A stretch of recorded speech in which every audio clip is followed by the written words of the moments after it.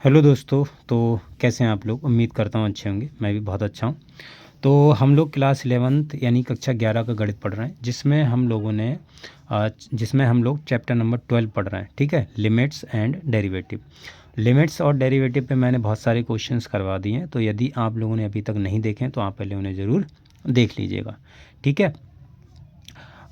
पिछली क्लास में मैंने आपको एक क्वेश्चन करवाया था, एक प्रसार बताया था, अगर आपको ध्यान हो, 1+x⁴n वाला।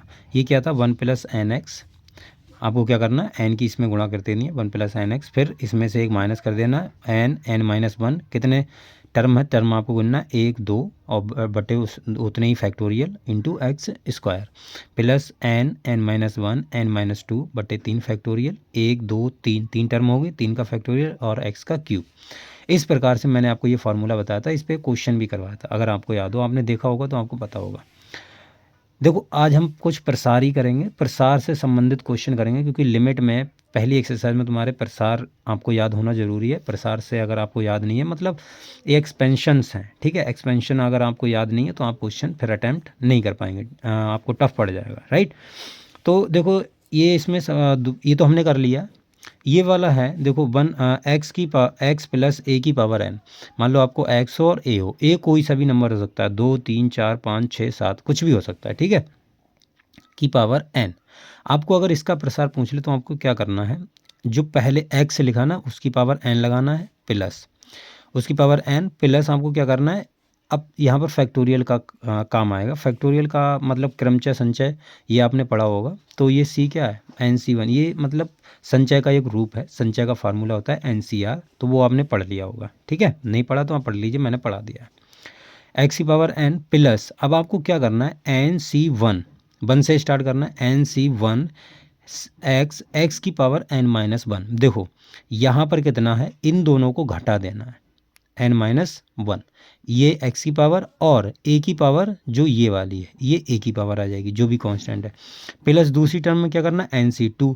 फिर x की पावर में इन दोनों को घटाना है, तो n-2, और x a की पावर कितनी आएगी, 2, ये वाली। फिर अगली टर्म क्या आएगी, देखो अगली भी टर्म अगर आप लिखना चाहें तो प्लस कितना आएगा, NC3। x की पावर इन दोनों को घटाओ, n-3 और a की पावर 3 प्लस NC4, और x की पावर n-4 आएगी और a की पावर 4, प्लस ऐसे करते करते चले जाओ। आप कहाँ तक जाओगे? एक टर्म ऐसा आएगा जब आपको NCn करना पड़ेगा, और x की पावर n-n, इन दोनों को हटाना है, a की पावर n।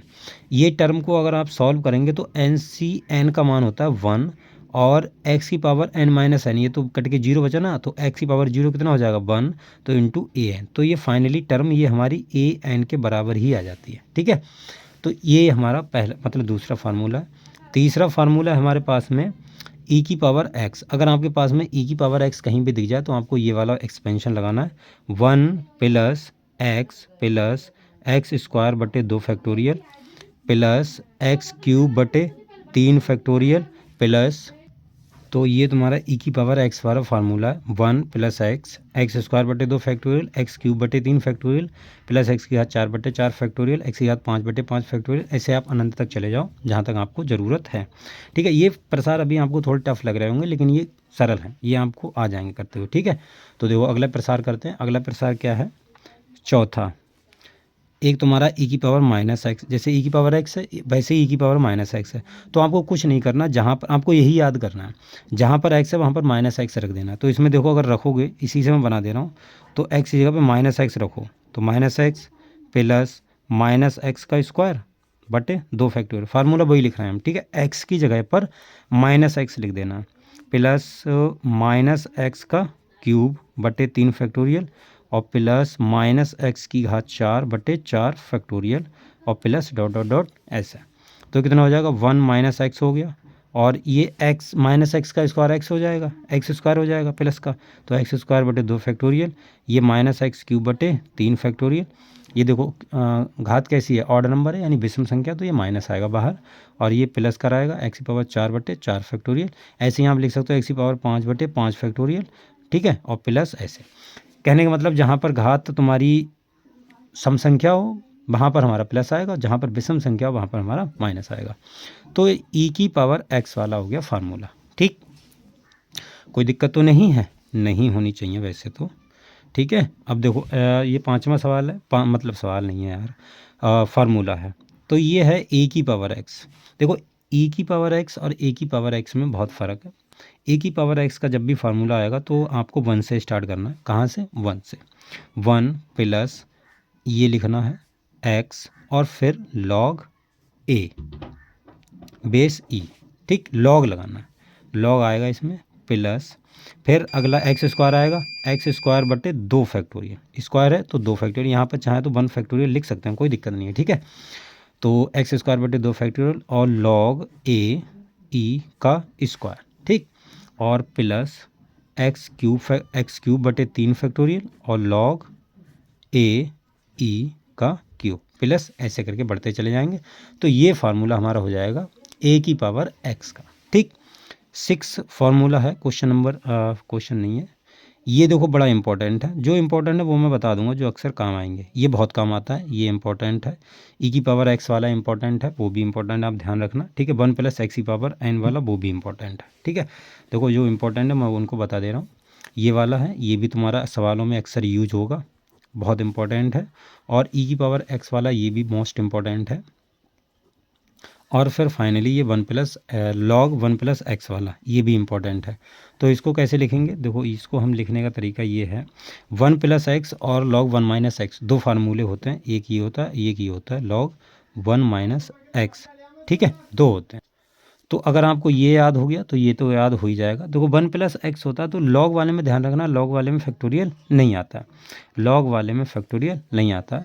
तो ये हो जाएगा और एक्स से ओपन होगा, एक्स माइनस एक्स स्क्वायर बटे 2 फैक्टोरियल प्लस एक्स की घात 3 बटे 3 फैक्टोरियल माइनस एक्स की घात 4 बटे 4 फैक्टोरियल नहीं आएगा, इसमें फैक्टोरियल नहीं होता है, ठीक है। एक्स स्क्वायर बटे 2 एक्स क्यूब बटे 3 माइनस एक्स की घात 4 बटे 4 और प्लस एक्स की घात 5 बटे 5, ऐसे करके माइनस। कहने का मतलब है जहाँ पर विषम घाते हैं वहाँ पर इसमें प्लस आता है और जहाँ पर सम घाते हैं वहाँ पर इसमें माइनस आता है। ध्यान रखना, x square minus 2 plus x cube बटे 3 माइनस एक्स की पावर 4 बटे 4 प्लस एक्स की पावर 5 बटे 5, फैक्टोरियल नहीं है ये यार, ठीक है। तो ये फार्मूला याद रखना। अब माइनस वाला अगर हमको कोई निकलवाए तो माइनस वाला का जहाँ पर एक्स है वहाँ पर माइनस रख दो, माइनस एक्स, तो माइनस एक्स और माइनस एक्स स्क्वायर बटे 2 और प्लस माइनस एक्स का क्यूब बटे 3 और माइनस एक्स की पावर 4 बटे 4 और ऐसे करके। तो ये सब माइनस में हो जाएगा, माइनस एक्स स्क्वायर बटे 2 माइनस एक्स क्यूब बटे 3 माइनस एक्स की घात 4 बटे 4, ऐसे करके ये खुलते चले जाएगा। माइनस वाले में सब माइनस हो जाता है, बस इतना आपको ध्यान रखना है, माइनस वाले में सब माइनस हो जाता है, ठीक। चलिए और भी फार्मूले हैं, देखो और भी प्रसार हैं। देखो अगला प्रसार है, नंबर आप डाल लेना जो भी हो। अगला प्रसार है साइन एक्स। देखो ये भी इम्पोर्टेंट है, साइन एक्स हो गया, फिर तुम्हारा कॉस एक्स हो गया और फिर तुम्हारा टेन एक्स हो गया, ठीक है। टेन एक्स बहुत कम यूज होता है, साइन और कॉस दोनों ज़्यादा यूज होते हैं। ये सवाल करेंगे वैसे ऐसे आपको पता चल जाएगा, ये दोनों काफ़ी इंपॉर्टेंट है, ये थोड़ा सा इंपॉर्टेंट है लेकिन इतना नहीं है, ठीक है, इतना यूज नहीं होगा। साइन एक्स वाला है तो आप याद रखना, देखो साइन और कॉस वाले में एक चीज़ याद रखना, साइन जब भी आपको सुनाई दे, साइन का मतलब होता है एक्स की पावर इसमें ऑड आएंगी, एक्स की पावर क्या आएंगी, ऑड। और जब कॉस वाला हो तो इसमें याद रखना एक्स की पावर इसमें कैसी आएंगी, इवन, ठीक है। यानी इसमें एक्स की घातें सम संख्याएं आएंगी और इसमें एक्स की घातें विषम संख्याएं आएंगी। तो जब भी आपको साइन सुनाई दे तो आप साइन में ऐसे रखना और साइन को हमेशा एक्स से शुरू करना, एक्स की अब ऑड है तो ऑड एक्स की पावर कितनी आएगी, 1, तो ऑड होती है, माइनस एक्स क्यूब बटे 3 फैक्टोरियल और प्लस एक्स की पावर 5 बटे 5 फैक्टोरियल माइनस एक्स की पावर 7 बटे 7 फैक्टोरियल, ठीक है, प्लस। ऐसे अल्टरनेट चलेंगे साइन, पहले प्लस फिर माइनस फिर प्लस फिर माइनस, ठीक है। घातें हमेशा विषम ही आएंगी, इसमें सम आएंगी लेकिन इसमें अब सम आएंगी।